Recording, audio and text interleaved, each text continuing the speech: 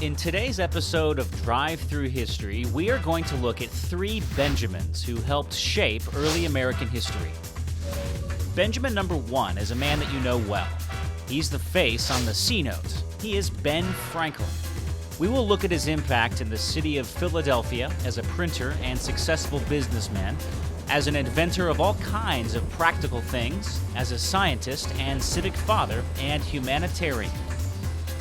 But of course, no discussion of Benjamin Franklin would be complete without talking about his role as founding father and the historical events that took place at Independence Hall in Philadelphia, Pennsylvania.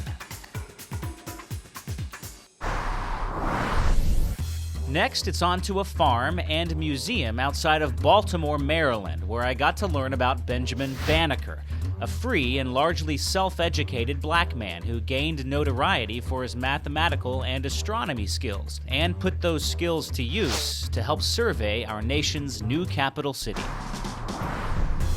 And lastly, I traveled back to Philly to look at the amazing life of Dr. Benjamin Rush. Dr. Rush was a champion of freedom and a signer of the Declaration of Independence. He was a surgeon at America's first hospital. He treated the wounded during the Revolutionary War. And he was one of a handful of doctors who risked his life to stay in Philadelphia during the Great Yellow Fever epidemic to treat the sick. Now I know what you're thinking. What's so special about Benjamin Franklin? I mean, he looks like the guy from the Quaker Oats box or somebody's hippie grandpa. But let me tell you, looks can be deceiving because this rather goofy-looking chap with a quaint pair of glasses on the tip of his nose and sporting a rather rotund belly was perhaps one of the most remarkable, brilliant, influential, and yes, even brave men in human history. What he and his fellow delegates did in this very room in the Continental Congress, signing the Declaration of Independence, proves that more than anything else. This is Benjamin Franklin, one of America's founding fathers, a revolutionary of fiery passion, a scientist, a business strategist, a librarian, an abolitionist, and a philanthropist. He was also a diplomat to foreign nations, a writer and humorist blessed with a brilliant and cutting wit, a musician, an inventor of ingenious devices, a governor, and a statesman. All of this and more, all rolled into one lovable little fat man and then stuffed into a nice pair of breeches and white stockings. This is the incredible story of America's true jack of all trades, Dr. Benjamin Franklin. Benjamin Franklin was born in Boston, Massachusetts on January 17, 1706. His father, Josiah, was a candle maker who was married twice and fathered 17 children. The youngest was Benjamin. As he described himself, he was the youngest son of the youngest son 5 generations back. Now you can almost imagine him, can't you? Zipping around the streets of Boston, a young, inquisitive child with poor eyesight, the runt of the litter, but he was always searching for adventure.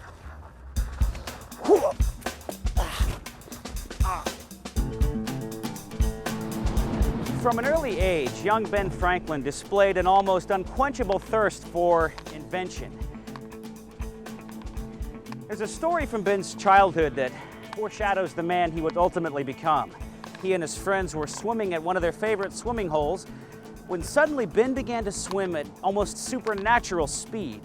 Only when he pulled himself to shore did he display the real source of his aquatic abilities. Now, he had attached flipper-like sandals to his feet and paddle-like gloves to his hands.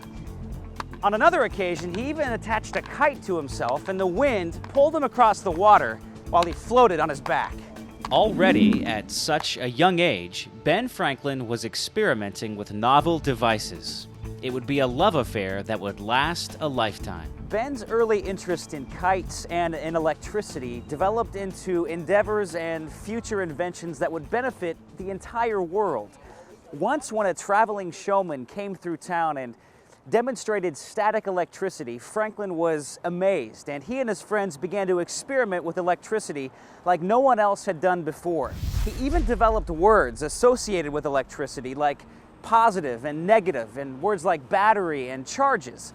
Ben Franklin also invented the lightning rod, which he knew would attract lightning and then diffuse it harmlessly into the ground, thus sparing whatever structure the lightning rod was attached to.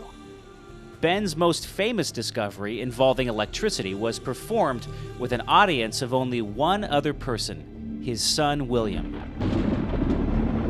Turbulent clouds gathered over Philadelphia in June 1752, when Benjamin and William released a silk kite into the sky during a lightning storm. Franklin had attached a metal wire to the top of the kite and tied a key to the bottom of the kite string. With lightning flashing all around the kite, Ben noticed the filaments of the kite string beginning to bristle. He then extended his knuckle toward the key at the end of the string, and an electric spark jolted his body.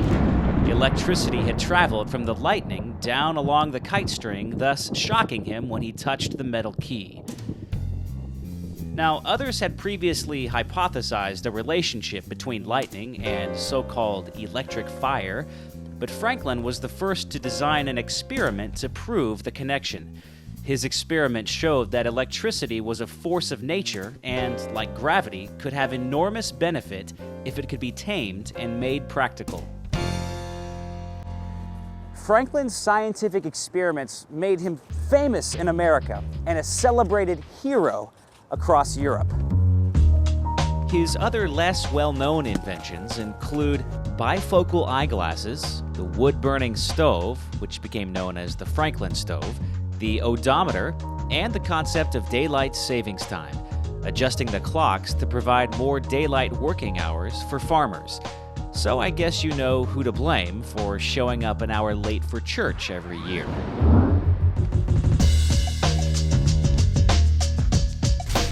What's remarkable about Benjamin Franklin is that for all his abilities as an inventor, his primary motivation was the betterment of mankind, not monetary wealth. As a young child, Franklin had been taught the scripture in Romans 14:7 that no man lives to himself. So Franklin sought to benefit all mankind in the scientific realm, just as he did in the political realm. Now, Benjamin Franklin was not only a statesman and a celebrated scientist known for his inventions, but he was also a famous writer and printer known for his middle-class values and homespun humor. Okay, I'm okay. All right. Probably the most famous of all his printing works was Poor Richard's Almanac, the most popular almanac in American history. Now, an almanac was sort of like the internet for people back then. It had weather predictions, cycles of the moon, schedules for solar and lunar eclipses, all in one tiny, affordable pamphlet. This information was especially useful for farmers to help them know when to plant and to harvest, as well as for business owners to help them know when to open and close their shops. Keep in mind that at the time of Franklin, a vast majority of people were farmers and ranchers, people who made their livings off the land and for whom almanacs were indispensable. Now, an almanac also contains a number of short, interesting personal interest stories, news items, opinion pieces, and humorous anecdotes. How's it going? Along with a number of folksy sayings and words to the wise. Now, Ben Franklin originally published his almanac under the pen name Richard Saunders. Hence, it's Poor Richard's and not Poor Ben's Almanac. As a young printer, he followed Poor Richard's maxim, "Early to bed, early to rise, makes a man healthy, wealthy, and wise." Following a strict regimen, he got up before sunrise and worked long hours. Often he was seen pushing his own cart of paper through the Philadelphia streets because he knew that his own industrious habits would make a favorable impression on those who watched. Ben Franklin's diligence met with great success, and he was able to retire in his early 40s to pursue his other interests, science, politics, and diplomacy. But despite his successes in other areas of life, he always considered himself a printer, signing his name Benjamin Franklin, Printer. I don't think so.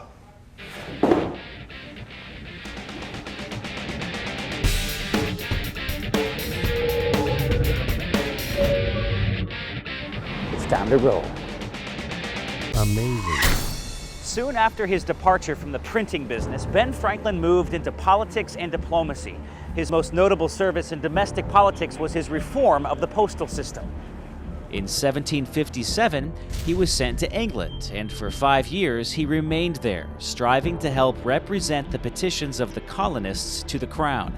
As the friction between the colonies and the United Kingdom continued to worsen, Ben Franklin struggled to keep the peace, representing the colony's interests in London and Paris. Eventually, Franklin knew that independence was the only course of action for the struggling colonists.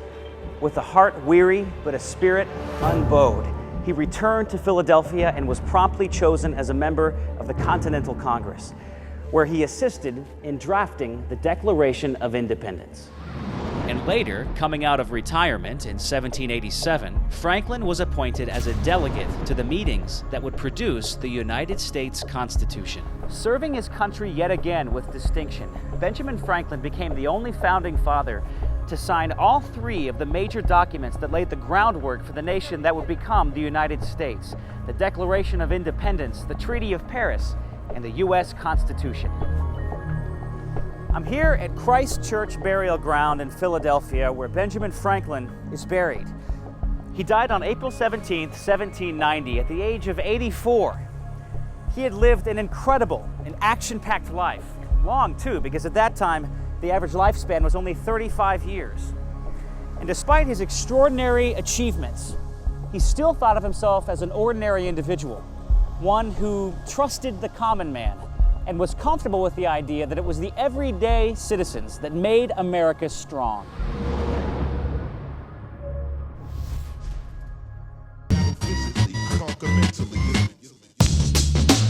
Now there's another native son we're going to investigate while we're here in lovely Philadelphia besides old Benjamin Franklin. In fact, this guy's name is also Benjamin. This Benjamin, like the one before him, was also a great innovator, doctor, patriot, founding father, and signer of the Declaration of Independence. This is the story of Dr. Benjamin Rush.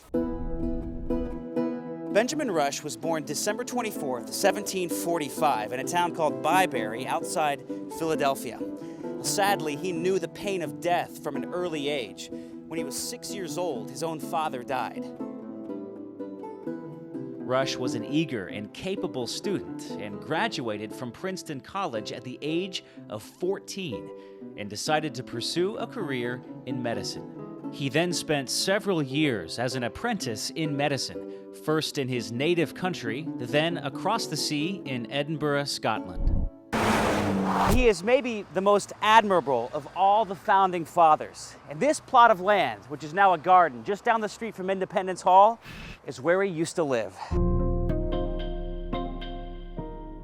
This is it, Independence Hall, Philadelphia, Pennsylvania. Dr. Rush first recognized the growing rift between Great Britain and the colonies when he was overseas studying medicine in Scotland. But when he returned to America, he began writing essays in favor of American independence. But he was harshly criticized. People said, why would a medical doctor be involved in politics? Rush's efforts led to friendships with patriots like John Adams and Thomas Jefferson, and his own state of Pennsylvania sent him as a delegate to the Continental Congress. It was in this very room that those delegates signed the Declaration of Independence. In 1776, America separated from Great Britain and the American Revolution officially began. In the very next year, the Continental Army began to recruit physicians for the battlefield. Dr. Rush was enlisted as one of the chief physicians to treat the wounded. Now, he had ample opportunity to apply and expand his knowledge and even discovered a method for curing lockjaw, a disease that actually makes your mouth stick shut. After the war, Dr. Rush continued his service to his nation as a member of Congress, and he remained active in politics long after he signed the Declaration of Independence. Now, just like today, back then, all the political parties were fighting each other like angry cats and dogs, but somehow Dr. Rush was able to stay out of the ugliness. In fact, he was even appointed treasurer of the U.S. Mint by 3 presidents, each of whom were from different political parties. When asked of his own party affiliation, Dr. Rush replied, "I am neither an aristocrat nor a Democrat. I am a Christocrat." I don't know. Sounds like a pretty sensible attitude. We're here at Philadelphia's Mother Bethel African Methodist Episcopal Church, the oldest piece of land continuously owned by blacks in the United States. Now, Dr. Rush believed that slavery violated the teachings of equality taught by Christianity, and so he worked to end slavery and also to elevate African Americans. In doing so, he partnered with African American leaders such as Richard Allen, who founded this church and America's first black denomination, the AME Church. Dr. Rush's Christian faith motivated his vigorous opposition to the slave trade. He even partnered with fellow founding father Benjamin Franklin to start the first anti-slavery society in America. He wrote, "Let not our united republics be stained with the importation of a single African slave into America." He not only lobbied states, but even other nations as well. He wrote to a friend in Great Britain, telling him to fill the newspapers with essays and anecdotes about the cruelty and injustice of the African slave trade. Benjamin Rush lived his life as a committed Christian. His selfless acts of service and sacrifice were rooted in his admiration for Christ. He also helped start the Sunday school movement and helped found America's first Bible Society, an organization that helped produce the first mass-produced Bible in America. Here we are at the Pennsylvania Hospital, the oldest hospital in operation in America. Dr. Benjamin Rush was on staff here from 1783 to 1813, close to 30 years. Now, after the Revolutionary War, Dr. Rush went on to practice medicine for a total of 50 years and became one of the most famous doctors in American history. Do you ever feel like you're being watched? In the summer of 1793, something horrible, mysterious, and deadly had descended upon Philadelphia, something called yellow fever, an acute viral disease that causes hemorrhaging, fever, and muscle aches that, if left untreated, are often fatal. During the next 100 days, 1/10 of the population of the city died. Nearly all the physicians fled the panic-stricken city, along with many of the citizens as well. But Dr. Benjamin Rush was not among them. He refused to run. And since nobody knew what caused yellow fever, Dr. Rush did many experiments and treatments, some of which are rather controversial, such as bloodletting.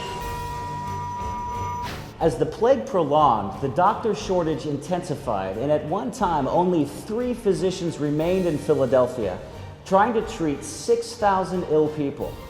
Dr. Rush, who used to operate on patients in this very surgical room, contracted the disease himself twice and even treated patients from his own sickbed. Okay, cut. Doctor? No, don't cut, no.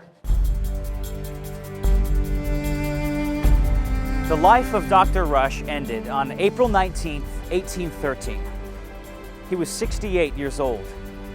And during his action-packed, service-oriented life, he ably served his nation as a doctor, a public servant, an educator, a humanitarian, and a patriot.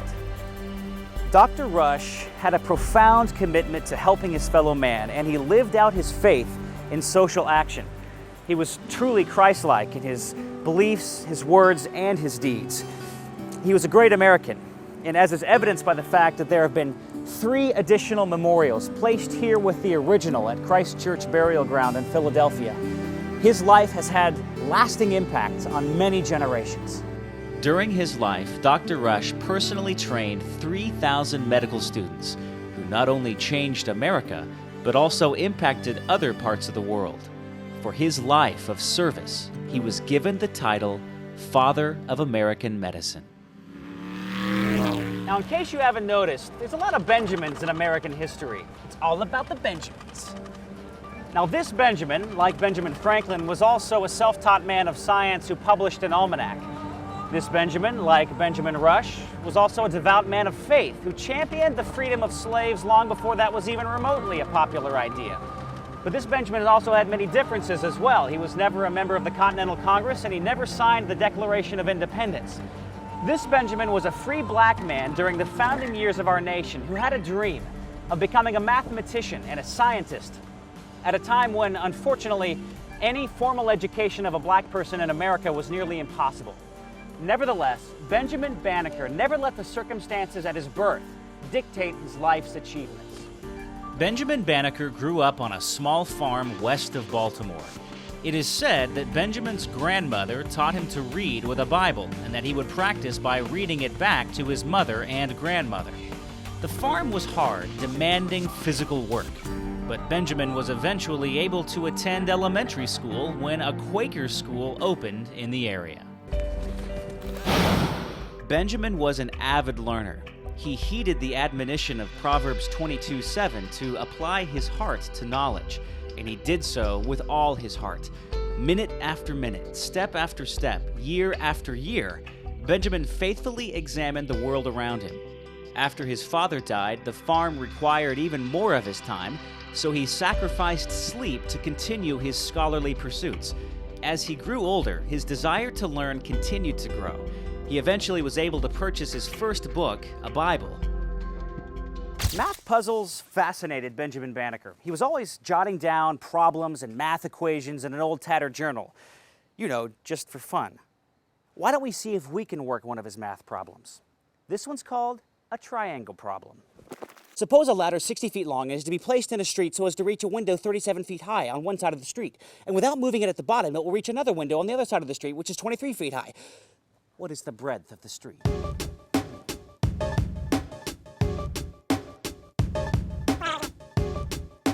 So did you get the right answer to that problem? You didn't? Oh, that's too bad, because I did. 102.65 feet. Yeah, I got the right answer. You didn't. Guess that makes me genius. Nailed it. Booyah. I guess that speaks for itself. Back to you, Bob. Oh. Now, when Benjamin Banneker was 21 years old, he dreamed of building a clock. Now, clocks were somewhat rare in colonial Maryland, but he was nevertheless able to obtain a pocket watch to study, one just like that one. He examined every intricate detail of the watch, remembering the workings of it precisely enough to construct drawings of the interior. He then calculated the various size of wheels and gears and meticulously carved each piece out of wood. He even put a little icing on the cake by adding a bell that struck on the hour. And you think that's cool? Banneker's wooden clock kept accurate time for 50 years. Well, this is Ellicott City, Maryland, about 20 miles or so west of Baltimore, named after the Ellicott family, a family of Quakers who moved here when Benjamin Banneker lived at this part of Maryland. The Ellicotts were an enterprising family of Quakers, and in the 1770s, when they moved here, they built a mill near the Banneker farm. A unique friendship began to blossom between Benjamin and one of the younger Ellicotts, 18-year-old George. Common interests connected the men, and a fascination with astronomy bridged the differences in their age, race, and social standing. Banneker marveled at the night sky when he peered through the telescope he borrowed from his friend George. Utilizing complex mathematical concepts along with a simple compass and ruler, he was able to construct projections of solar and lunar eclipses. Consumed by curiosity, Banneker embarked on his newfound hobby of astronomy. Banneker received some incredible news in February of 1791. President George Washington had chosen a site as the capital for the new republic, and he appointed a man named Major Andrew Ellicott to survey the boundaries of the new federal city. Now, Major Andrew Ellicott had lived near Benjamin, not far from the Banneker farm, and he was the cousin of Banneker's Quaker friend George. They needed an assistant, someone who knew astronomy and how to use scientific instruments. Banneker fit the bill perfectly and was chosen. He then embarked on what he described as his life's greatest adventure. For the next 3 months, Benjamin lived in an observation tent. He worked all night and caught naps during the day. He observed, calculated, and recorded notes used in surveying the 10-square-mile district, which became Washington, D.C. Here is a large replica of the map you can see at the Benjamin Banneker Museum. As soon as Banneker had completed surveying the grounds for the young nation's capital city, Benjamin Banneker rushed home and continued work on his almanac. He worked tirelessly on the content for the next year's almanac. Finally, after much trial and error, a publisher finally agreed to print the almanac. Another one of Benjamin's dreams had become a reality. In 1792, the Banneker Almanac was published for the public. Banneker dedicated the almanac to the cause of equality and peace. The year before his almanac was published, Mr. Banneker sent a handwritten copy of the manuscript to President Thomas Jefferson. Jefferson was a noted scientist, and Banneker knew that the president would be interested in his mathematical and astronomical calculations. However, he also sent his calculations to Jefferson to prove the equality of the races. He knew that Jefferson wanted slavery ended, for it had been Thomas Jefferson who had introduced in Congress the first proposal to ban slavery in America. Benjamin Banneker's gamble paid off. Jefferson was indeed impressed by Banneker and his work. He promptly wrote Banneker, praising him for the almanac and informing Benjamin that he had sent it on to scholars in France to be used as a tool in the fight for African American equality. Banneker's 1792 almanac was a bestseller, and his subsequent almanacs flew off the shelves as well. But his publishing success never altered his modest, gentlemanly manners. But it did allow him to no longer need to make a living as a farmer, and he could dedicate his life to the profession that he loved.